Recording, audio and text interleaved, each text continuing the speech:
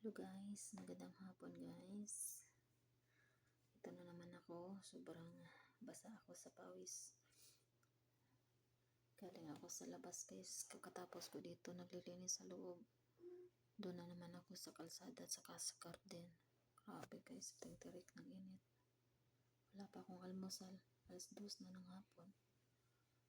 Grabe yung pawis ko guys. Basang-basa yung damit ko kanina. Kumusta na po?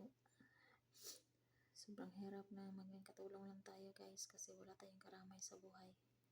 Diba? Wala tayong malapitan kapag wala tayo. Lagi tayong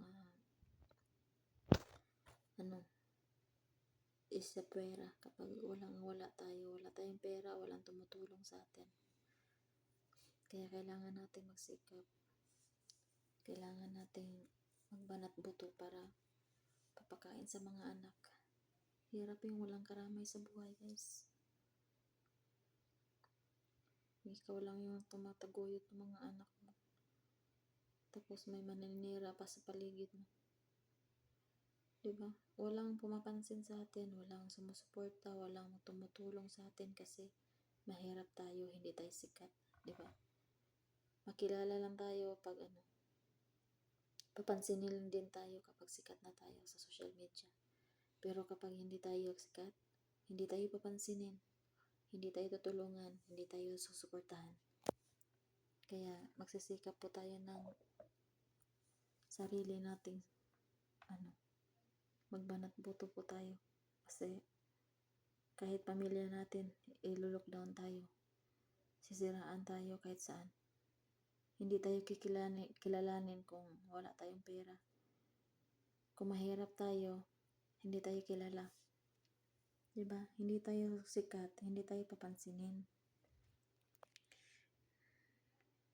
Kaya ito guys, simula pagising wala pa akong kain kahit kape. Wala akong almusal guys, walang tanghalian. Ito 2:00 na ng hapon. Wala pa akong kain, wala pang laman yan dyan. May bisita pa kami dito na kakatapos mo lang naglilinis, kakalat naman ulit. Nakakairita ang buhay dito guys. Harap na lumayas ito kasi totoo lang.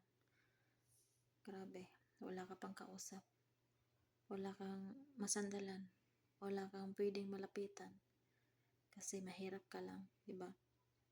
Walang sumusuporta sa'yo, tumutulong sa'yo kasi mahirap ka at hindi ka sikat. Kapag sikat ka na sa social media, ang dami nang umaligid sa'yo, diba?